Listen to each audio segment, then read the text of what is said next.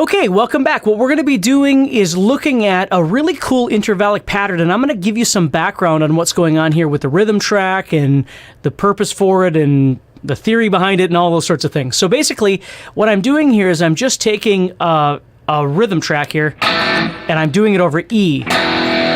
Okay, so the whole rhythm track is nothing but an E, and I'll play just a little bit of that here. Okay, so with the rhythm track, what I'm doing is going.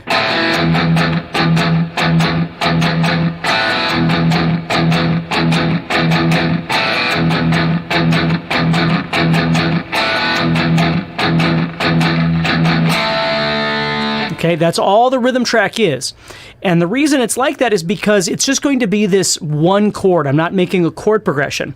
What I'm going to do is with the arpeggio, the intervallic movement over the top, I'm actually superimposing chordal ideas over the top of this, which is really what I want you to understand is that just because there isn't chordal movement in the rhythm section doesn't mean that you and I can't create chordal movement within the context of our solos.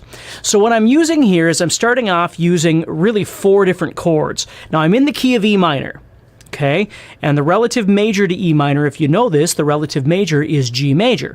So I'm using a G major arpeggio, and what I'm actually doing is a G major 7, which actually fits in the key of G major. So my notes are going to be those. So I've got my G, which is my root, my F sharp, which is the 7th.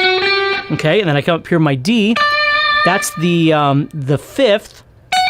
And then up here, I've got that F sharp again, which is the major 7 again. And then what I'm doing is just adding a B.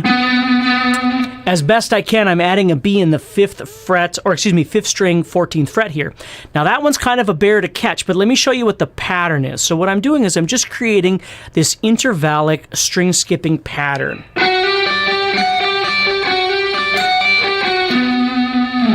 Okay, and then I'm going to use that same idea as I descend into these other chords. So, okay, so what I'm doing here is I'm doing 11 to 12, and we'll talk about hammer-ons and pull-offs in just a second, but let me just show you the structure here. So we have 11 and 12, and then I go to 10, back to the 12, to the 14, back to the 12, so I have... So you see how I keep returning to that 12 in between. And then I do another one of those 11 12s. And then what I'm going to do is go over and play 10, 14, back to 10. And I could do that, again, we'll talk about the picking and all that in just a second. So, and then I'm going to do a pull-off from 12 to 11. And then head down to that B on the 14th fret of the 5th string. So I have...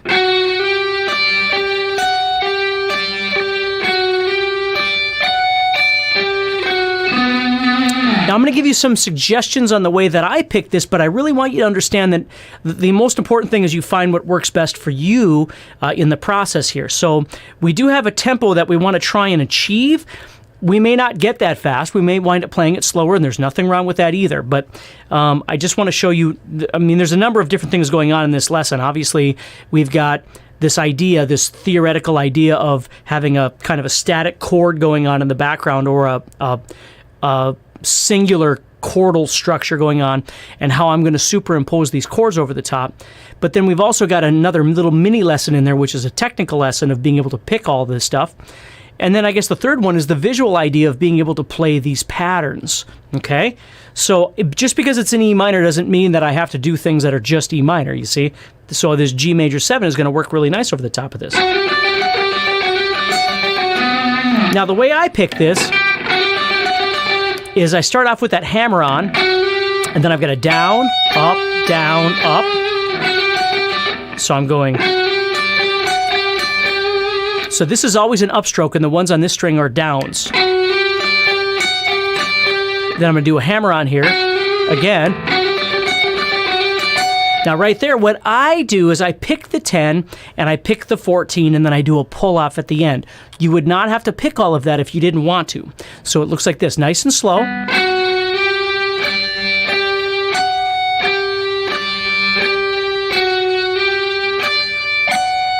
And you'll notice I'm going down here and up here.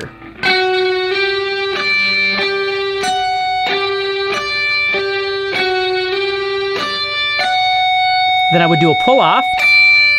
Then I would play this one. Okay, with a down.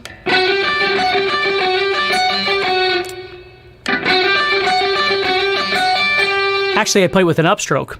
And then this next one here, this is the tough one, is the 14 here, this B.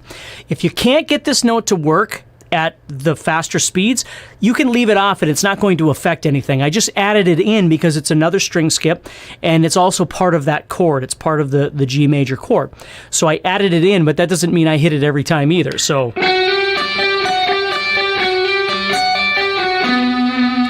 I would do that with an upstroke, although you might do it with a down or something like that, or you might just hammer it and it would be fine. So the pattern that I'm doing is going to stay the same. The shape that I'm going to be playing with these other chords is going to have to change a little bit to accommodate the quality of the chord, and you'll see that in just a second. So I've got my rhythm going underneath there, and I've got this.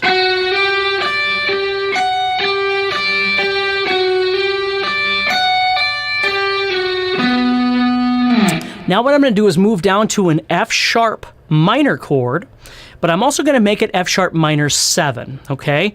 So I've got some more notes in there that I can play. So basically what I'm going to do is take that same idea and move down, but now because it's minor and it's a minor 7, I've got to change my structure a little bit. So I'm going to be doing the same idea, but I'm going to be going from 9 to 11.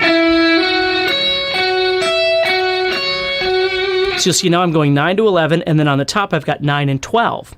Now, the picking pattern and the movement idea is exactly the same.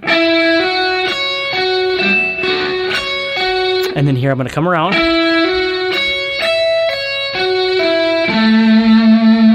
Okay, so with these notes, I'm outlining the F minor 7 chord.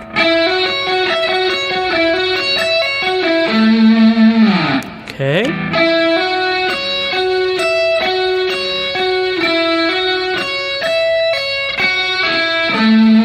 And again, the big thing is as you practice this slow, you're going to start kind of figuring out what fingering seems like it's best for you.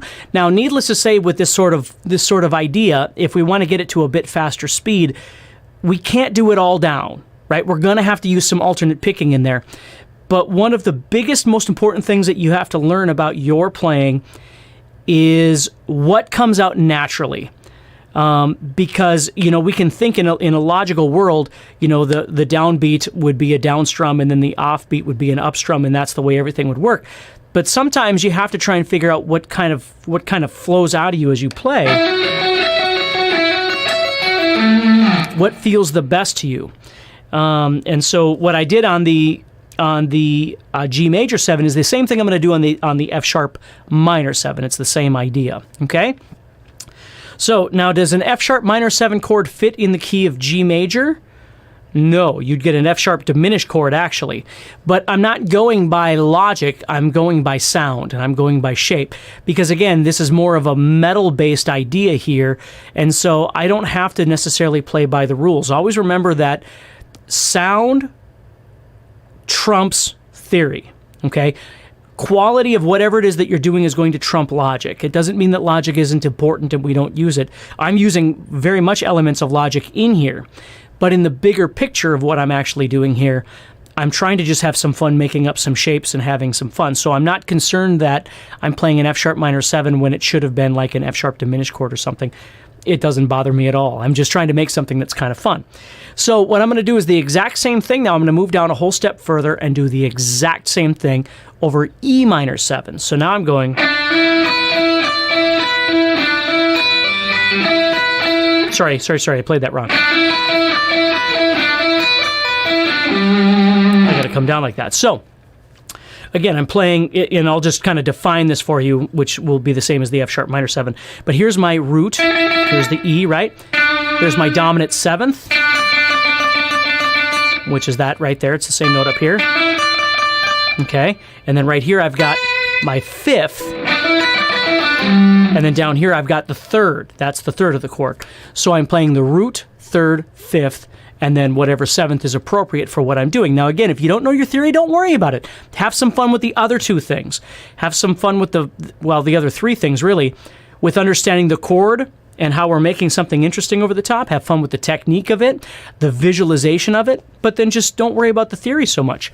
And if you are into theory, then that you can kind of think about that a little bit as I'm playing this. Now, I didn't have to make these sevenths. I could have just had them be triads, just the root, third, and fifth, and it would have been fine too, but I'm just trying to make it a little more colorful here. So then what I'm going to do is I'm going to move down and I'm going to play a D major seventh, which is going to be the same kind of shape I did up here on G. So I'm going... The only difference, though, is down here, to make things a little more interesting, I'm going to change up the pattern, okay? So now what I'm going to do is start off the same, but when I go to this note, I'm going to do it as a pull-off, and I'm going to change the shape of it. When I say shape, I don't mean what you're looking at, what I'm playing. I'm going to change my pattern, okay?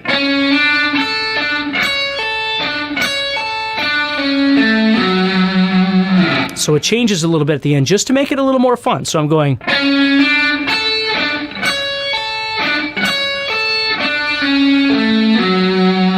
Okay, so we start off the same, doing this 6 to 7. But when we get there, we're going to do a pull-off. Go back to that 7, do it again. Pull off to 6. We're going to go to 7 here, which we haven't played that string before in this pattern. Then I'm heading down to the 9, which is the F sharp. Okay, so let me put the whole thing together for you. And then you can decide how deep you want to go with this, whether or not it's just a technical exercise, which would be great, a visual exercise, a theoretical exercise, or a composition exercise, right? I mean, putting it against that E minor bass, you know, whatever. And again, the rhythm that you make up could be anything. You can use the jam tracks that I've created, but really it could be anything. So we start off going...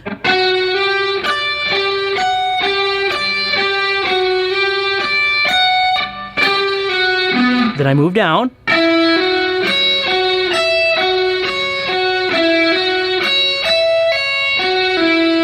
Then we move down again. Same shape.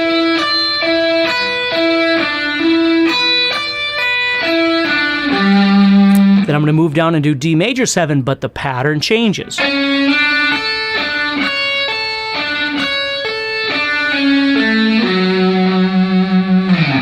Okay. Now the nice thing is everything is straight eighth notes, so it's just toot, toot, toot, toot, toot, toot. So what I would suggest for you is you just build up one pattern. It might just be that. And get used to the picking of that hammer on, and then the down, up, down. So you see how I'm doing the down, up, down, up, down, up. And you might just take that and use that as a lick. You might disregard the whole idea of the arpeggio or the string skipping and just make something cool out of this. Which sounds kind of cool too, right? So if we keep going though, then I would add on the second part.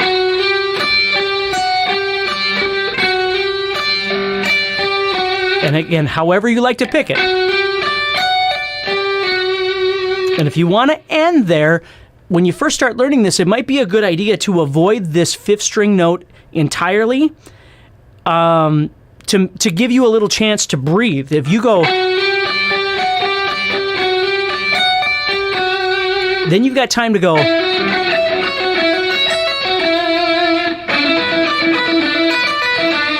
You see, and then you got a little bit of space. If you add that fifth string note, you're not going to have any space.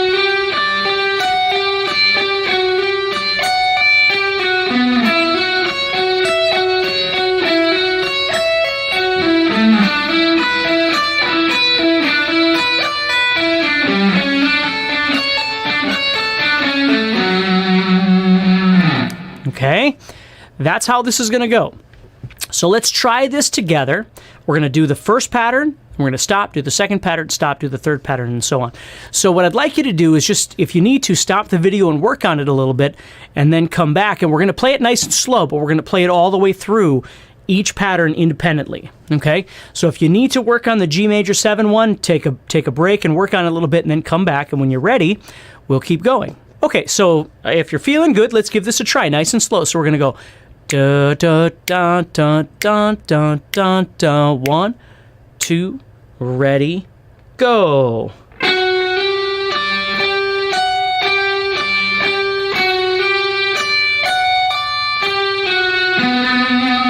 Now, before you worry about going anywhere, going on to the next one, kind of analyze what you've just done and think about what's hard, right? Is the string skipping hard? Is the hammer-ons or the pull-offs hard?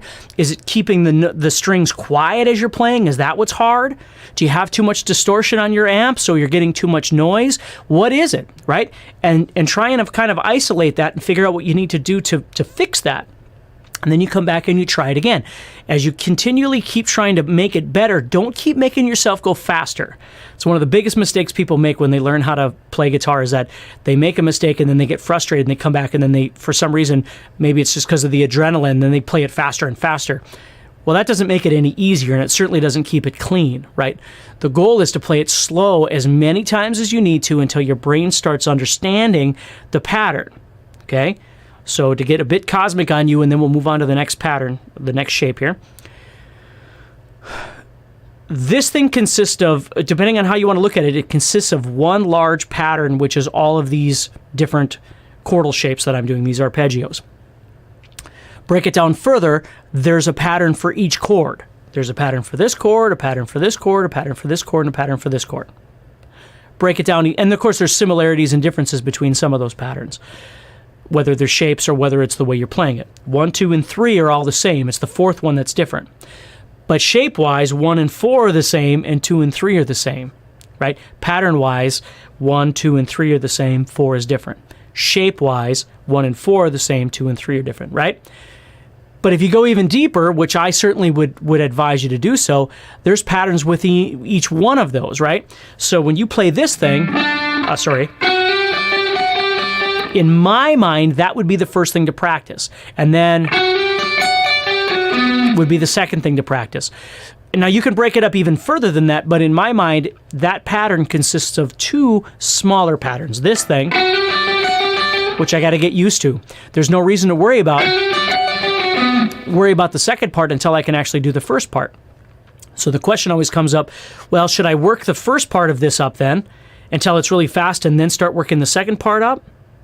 Or should I work the first part up until it's comfortable at a slow speed and then work the second part up at a slow speed and then connect them and start raising the speed together? And the answer is, I don't know. It depends on how your brain works.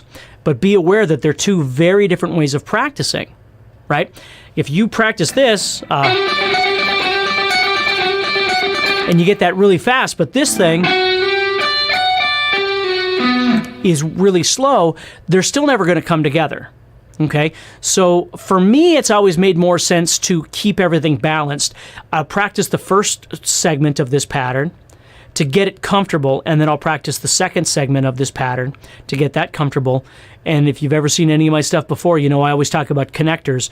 Once we've learned to play these 2 pieces, the most important thing is we still got to try and connect them, because independently they're no good. We've got to be able to put them together.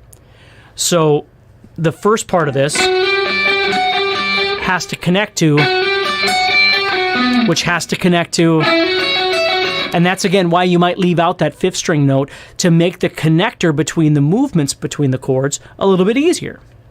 It's entirely up to you how you want to do it. But don't kid yourself that learning how to play this sort of thing isn't psychological. It's all psychological. I mean, it is physical too, but you've got to really break down what's the best path that my brain takes to get me from point A to point B. The worst possible thing you can do is practice this whole thing really slow over and over and over, because it's going to take you forever. Okay? Get to know this shape. Get to know this first pattern, this G major 7 pattern, because once you've got it, the D major 7's the same thing. Now, the shape, I should say. The way we play it is different though, right? So that kind of sucks, because once we get to this one, we're going to have to learn how to do something a little different. Once we get to the middle 2 guys, the 2 minor 7th chords that are in the middle, those are really mirrors of each other. They do the exact same thing. So once we learn to do one of them, we do the other one. You seeing kind of the benefit there? So there's overlay. Once you learn how to do something on one, it benefits the other ones. Okay? So if you get good at, it's going to benefit, which is going to benefit but that one changes, but the idea is still in there. That it's just the pattern changes a little bit, but the string skipping element is there. That's why I always like to break things down into smaller pieces in my mind and then build it back up. So once I've got...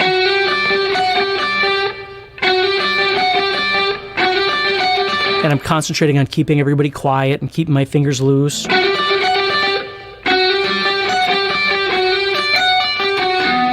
Okay, there it is.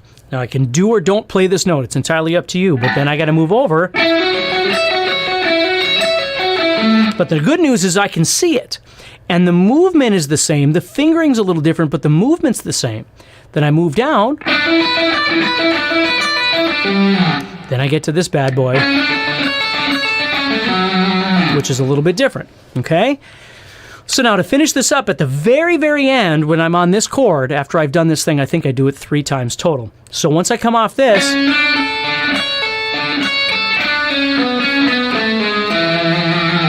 I have to end this thing, okay, because it's coming to the end of the song, so to speak, or the backing track. So what I do is I just make a little bit of different pattern out of this. So what I started off the same. But here I went, then back, and then walk down. Okay, now you'll notice I'm right there, I'm playing.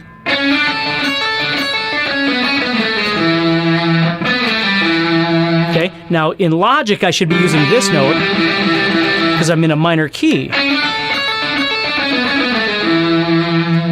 Okay, but I went to this note, which is actually a major note. Now, that makes no sense whatsoever, but again, in context of playing this pattern, it sounds kind of cool. So my point is don't get into this mentality where when you're trying to create ideas with your solos or with your songwriting, that once you've established yourself as being in a key or you've established yourself as using a particular scale, that you can't do anything else. Like, that's it. That's the only thing you can do, and you can never deviate from that because the gods of music will come and, strike you down with a lightning bolt. It doesn't work that way. You gotta learn to get a bit more creative, which makes things sound more interesting. Otherwise, we're stuck playing nothing but normalcy all the time, and if that was the case, we'd lose out on all the really cool stuff. So hopefully that makes sense. I mean, there's just all kinds of different levels in this lesson that you can explore. You don't have to explore them all, but hopefully I did a good enough job of kind of enlightening you on all the different things that you could be looking at. So if you're looking at it as just a technical exercise, God bless you, have some fun with it. If you're trying to see it as a compositional idea, then explore it that way. Or maybe you're looking at it on a more personal level, trying to figure out how do you pick this, right? And what could you do with this if you wanted to change this into something of your own? Into whatever it is that you'd like. It'd be kind of cool. So take care, practice hard. Good luck with this. This one's kind of a bear, depending on what it is that you want to do with it. And let me know if you have any questions about anything. And certainly always remember you can head over to the Facebook GuitarZoom community page and chat about these things. Maybe post yourself trying to play one of these things, or